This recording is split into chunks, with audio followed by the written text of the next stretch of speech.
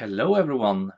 As you may have noticed, the world is full of different people with all kinds of different preferences and desires and needs. And some people really enjoy things that doesn't seem very enjoyable. For example, have you ever enjoyed a movie that made you cry? Or have you ever gone on a roller coaster ride that made you scream and you still wanted to go there again? Some people might think that you are very peculiar for liking such things. But I'm not going to talk about movies or roller coasters today. I'm going to talk about pain, humiliation, domination, all that kind of thing.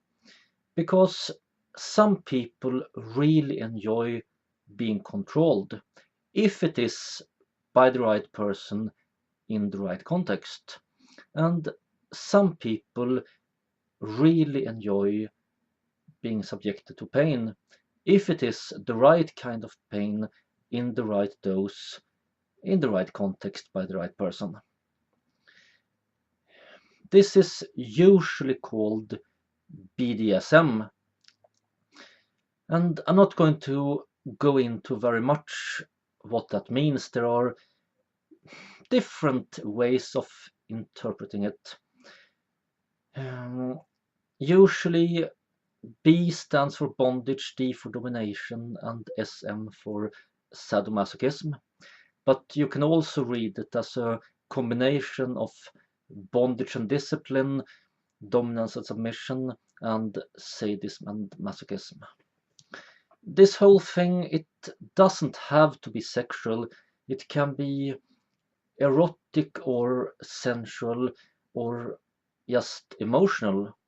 There are many different ways, but the core thing is that it has to be on good terms. It has to be safe, sane, and consensual, or risk awareness consensual kink. SSC and RAC are two guidelines commonly used in the BDSM subculture, and in my opinion, they mean the same thing. A lot of people agree with me on that. There's also a lot of people who don't agree. The core issue here is how we interpret safe and sane. The way I view things, safety is not something that you either have or not have.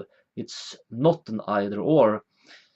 Instead, it's a matter of being as safe as possible. If you're going to make it a matter of absolutes, then it wouldn't be SSE to make out sitting on a chair, because the chair might fall over. It could happen.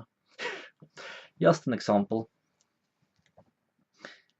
But the reason I'm talking about BDSM today is because as I'm filming this, my Twitter feed and other news sources have just exploded with people being angry about something called CDD, Christian Domestic Discipline.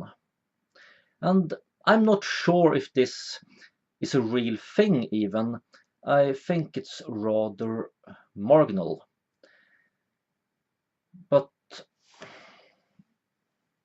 the basic thing, like I said, BDSM has to be on good terms. And one of the most important things there is that nobody gets pushed into it or manipulated. Everybody has to participate on good terms. Be free to join, be free to leave. Pushing or manipulating is not okay, and forcing is right out. I mean, if you force someone, then it isn't BDSM at all, by definition. Um, I mean, to take a non-kinky example, um, making love on one hand and raping someone, on the other hand, it can be the same physical action, but it's not the same concept at all. And the difference is consent and how the people involved feel about it, how it affects them socially and emotionally, and so on. Uh, and by definition, if it is rape, then it's not making love, and vice versa. In the same way, if it is abuse, then it is abuse, not BDSM. So, this so-called Christian domestic discipline, it seems to be BDSM, except based on the Bible. There was some quote from the Old Testament about how a woman must obey men. And if people are doing that stuff, then it's getting really dangerous. I mean, BDSM is gender neutral and religion neutral, and it has to be. If someone starts telling people that, oh, but you have to do this because of your gender or religion, then it does become oppressive really quickly. I'm not saying that it would oppress everybody involved. I'm just saying that there's a huge risk that it becomes oppressive in the individual case, and there will be a lot of individual cases where it does become oppressive. I mean, if you just like all of it and enjoy it and all the kind of stuff, good for you. And blaming it on gender and religion give you a good excuse to do what you wanted to do anyway. Fun for you. But this encourages you to push it on other people. And what if you want to leave but don't dare to leave because you somehow got the idea that it's against your religion or against your gender identity? So hanging it up on religion or gender is a really bad thing. If you have a domination dynamic, it it can be regardless of gender and number of people. It can be two dominants sharing a submissive, or one dominant having two submissives, and it can be same gender, all three of them, and it can be two of one gender and one of whatever. There's all kinds of options, and all kinds of options have to be okay. That doesn't mean that they have to be okay for you. I mean, every individual who gets involved in something like this must figure out what feels okay for this person, and never go beyond your own limits. You might push your limits a bit if that's what you want to do, but never break your limits. Never let yourself or anyone else push you into something that isn't good for you. Take care of yourself and take care of each other. So, this Christian domestic discipline, as it has been presented, it seems very dangerous. It seems very problematic, very destructive, very potentially destructive, not destructive in every individual case. However, like I said, I am not convinced that this CDD things actually exist. The whole Twitter explosion started with one article on Jezebel, and this article, it was the same old tide paraphobia. It was this whole, oh, but people who enjoy BDSM are insane, they are mentally retarded, blah, blah, blah, blah, blah, blah, blah. Except that it's not socially acceptable to attack BDSM like that anymore. So they found this one Yahoo group. I don't know if it even has any activity, I didn't join it. But okay, there is a Yahoo group that on the outside have this Bible quote, And I don't know if that group is just people fantasizing, or people role-playing, or people actually living that stuff rather than role-playing it. I mean, BDSM can be done in many different ways. It can be done as a part of a relationship dynamic, how you want to organize your life. It doesn't have to be sexual at all, but it can also be a game in the bedroom or elsewhere. And very often people agree on the terms, and then they do things within that scenario that aren't consensual. For example, it's quite common to agree on a safe word, and then the top or dominant or master or whatever kidnaps, within quotation marks, the submissive or bottom or slave or whatever you prefer to call it. So we have this whole kidnapping scenario going on, and the victim can stop the whole scene whenever by saying the safe word. But as long as the safe word isn't said, you're playing out the scenario as if it was the real thing. And it can be exciting for everybody, more fun than watching a movie with such a scenario, more fun to participate yourself. So, I mean, this Yahoo group, for all I know, it might be people role-playing Christian fundamentalists rather than actually being Christian fundamentalists. I have no idea, and I'm not all that interested in finding out, because there are people out there doing strange stuff, and destructive or otherwise. So if this Christian domestic discipline is a real thing, then I don't condone it. I think it's very problematic. And I mean, of course, Christians or Muslims or whatever can engage in BDSM if they want, but they should not establish this norm that it has to be that way, because that is dangerous and gets destructive very quickly. However, there was several sources to this Jezebel article, and I haven't looked into all of them, but the ones I did look into, okay, we had this group um, on the internet, and I think there was some more internet pages like that that might have been constructed in any fucking way whatsoever. But then there was this core document that was presented as being some sort of Christian domestic discipline Bible or something like that. So I downloaded it and read it, and it wasn't called Christian domestic discipline. It was called domestic discipline period, without Christian.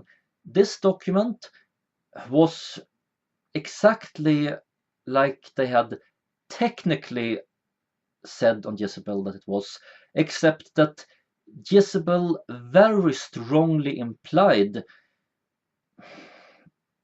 seriously, Jezebel lied.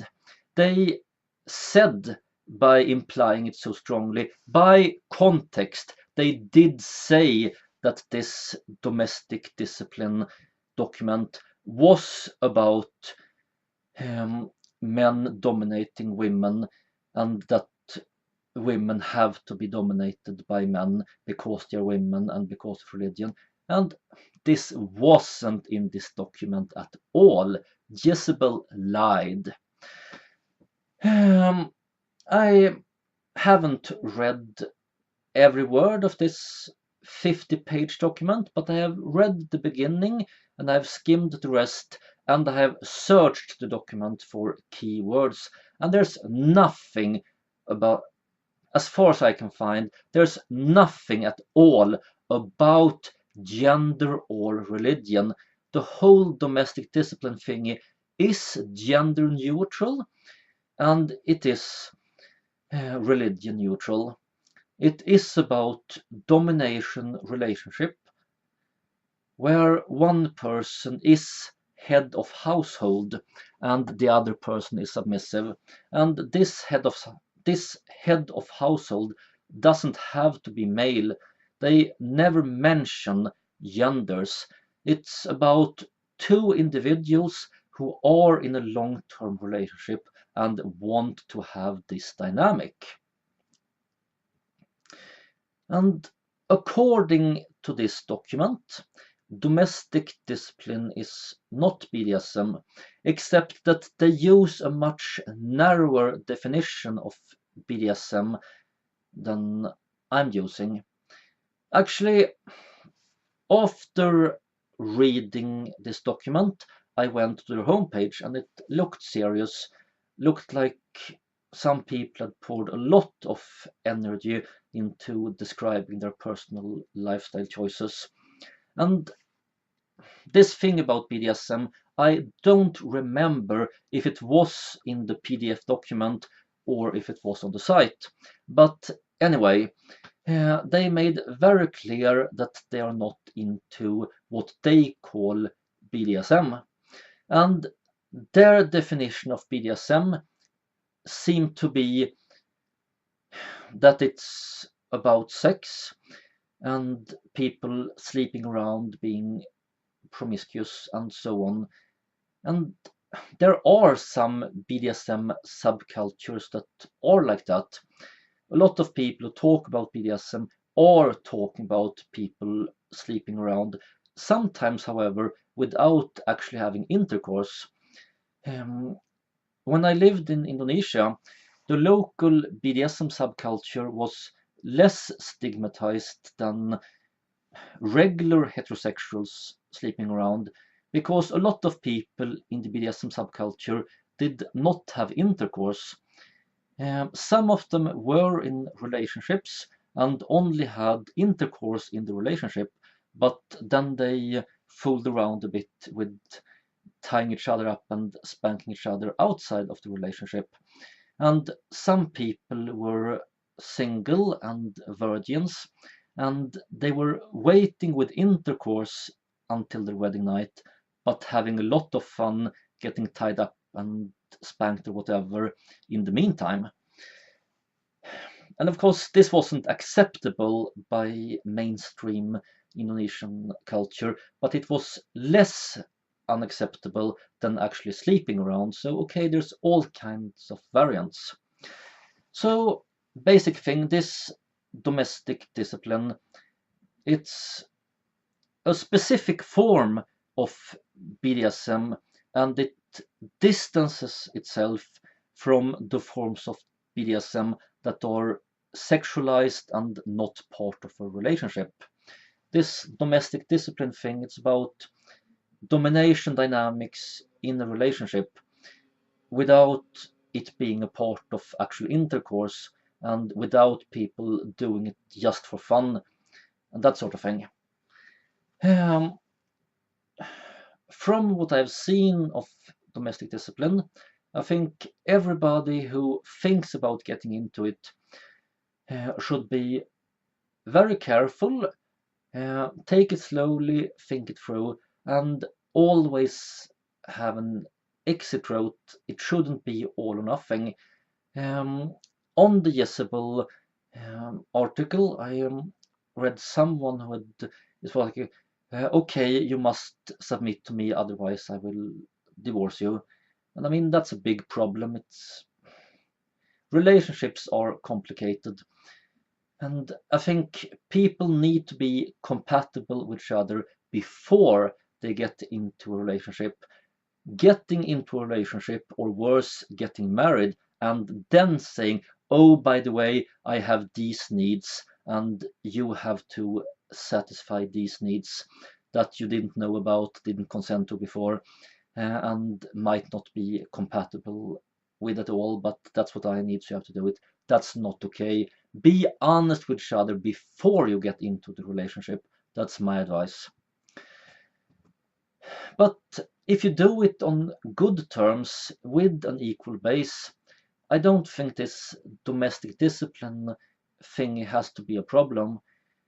But like I said, If you make it a religious thing and a gender thing and make it a part of your gender identity or religious identity, then there's a big risk that it becomes problematic. I'm not condemning people who live like that.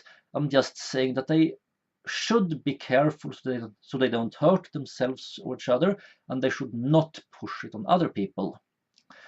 So anyway, having established Christianity as the villain, this Jezebel article then just did the same old tired rant about this thing being blah blah blah blah blah blah blah blah blah blah blah blah blah. Uh, just to recap, um, psychiatry have two diagnostic systems for mental disorders. It is the DSM system that is published by the American Psychiatric Association, or something like that, and it is used globally by psychiatry. And then we have ICD, that is published by World Health Organization. And in DSM, BDSM stopped being treated as inherently pathological. It was 1990. Before that, you were by definition disturbed if you were a sadomasochist or fetishist or whatever. But in 1990 they changed that, so it stopped being wrong if everybody involved was in on it and happy with it. In ICD it is different from country to country. My own country, Sweden, as well as Denmark and Norway and a few others, have removed sadomasochism and fetishism and some other stuff. So it's not seen that way here anymore. But there are still a lot of prejudice in psychiatry and counseling and so on. And we have several problems here. One of them is that if you are a psychiatrist or a counselor or a priest or something like that, then you will get what I call representation bias for everything you encounter that is different from mainstream norms. If you don't encounter these things in your personal life, you will only encounter them in your line of duty. And who will you meet there? You will meet the broken and destructive ones. You will not meet the healthy majority, because they don't seek psychiatric help and they don't get locked up in prison and so on. So that is one of the big problems. And another is that prejudice just keeps spreading. I was actually going to make a separate video about this, and I might still do that at some point. It's about this presentation I held at the World Congress for Sexology in 2009. One of the things I was talking about was what I call the Stoller effect. The basic phenomenon of the Stoller effect is that real scientists do real research, but then it's reinterpreted to fit common prejudices, and it is turned into pseudoscience that spreads bigotry, in spite of that being totally different from the real thing. I named it after this guy, Robert Stoller. He's very famous for this book, Perversion, the Erotic Form of Hatred. This book is the evidence that sadomasochists are mentally disturbed. According to popular science, a lot of it, far from all of it, but it's still sadly common that we hear that, oh, if someone has a sexuality that deviates from mainstream norms, then the reason is, by definition, that this person is basing his or her sexuality on hatred rather than love. However, this book, this is the source, this is what they are talking about, but this book doesn't prove that people who deviate from mainstream norms base their sexuality on hatred rather than love. It doesn't say that it's a priori like that.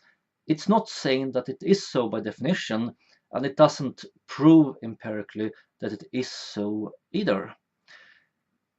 And no, this book isn't bullshit. It is a very good book, and it's not prejudiced at all. Well, it do have a preconception. It assumes that, well, maybe some sadomasochists and so on are basing their sexuality on hatred rather than love. But that's just an assumption. It's not something they claim to be true or have proven or something like that.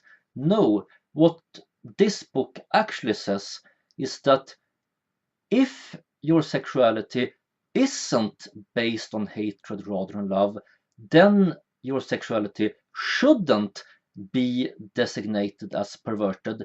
We shouldn't see sexuality as perverted unless it is actually based on hatred rather than love. Well, that is one way of looking at it. It most certainly is. And this book has been very useful for a lot of people, but it has very little to do with safe, sane, and consensual BDSM.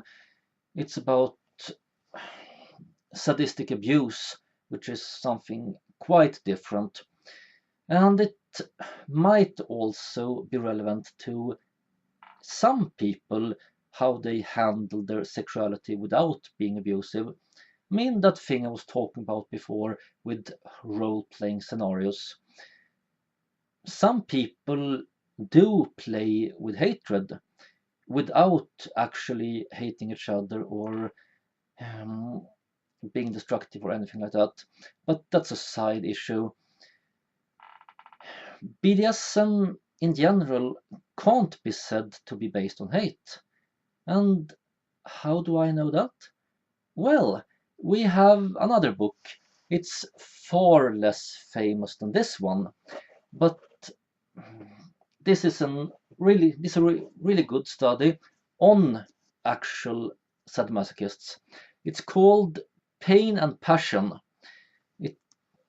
The researcher have interviewed a lot of BDSM people, explored the subculture, and concludes that no, sadomasochism is not based on hatred. This is people who love each other. These are nice people who are good to each other and to themselves. There's nothing problematic with that. And who has written this book? Well, yeah, it is the same Robert Stoller, the same guy.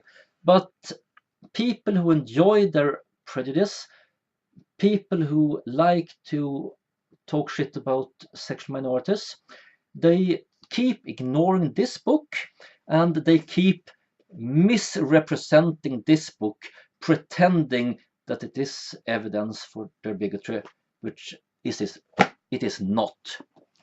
And this bullshit article on Jezebel just spawning all kind of psychobabble, people putting diagnoses on hypothetical persons all willy-nilly, and I'm sure these derogatory things can be true in some cases, but generalizing like that, not okay.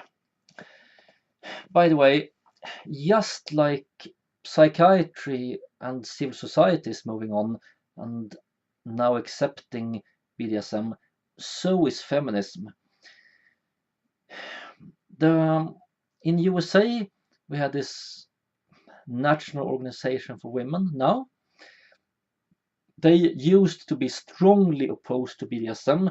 I mean, it was in their core documents that they hate BDSM and everyone who practice it. They consider it inherently abusive, blah blah blah. I don't remember what year they removed this bigotry, but it was quite a while ago. If I'm not misinformed, the now has nothing against BDSM anymore. And here in Sweden, well, there used to be a lot of feminist bigotry against BDSM and trans people. The bigotry against trans people was much larger than the bigotry against BDSM, which is really ironic because, I mean, with BDSM, I can see how people get scared of abuse, but trans people, come on. But anyway, this is fading away. Here in Sweden, we have two major organizations for sexual politics. It is RFSU, the Swedish branch of International Planned Parenthood Federation, and it's RFSL, the Swedish branch of International Lesbian and Gay Alliance. Both these organizations are strongly in favor of BDSM. They are fighting for the rights of BDSM people. They are fighting against prejudice and discrimination and so on. This is a rather recent development, actually, only in the last 10 years or so. But I mean, there has always been people in these organizations who have fought these struggles. But now it's mainstream in the organizations. So anyway, this is what I have to say for today. I'm going to contact some people who have been spreading the Jezebel bullshit and try to make them understand that just because someone slaps Christian on something and implies that hey, this is a conservative thing, it's not okay to spread prejudice against the whole thing. And yeah, well, that's all I have to say for now. Live long and prosper.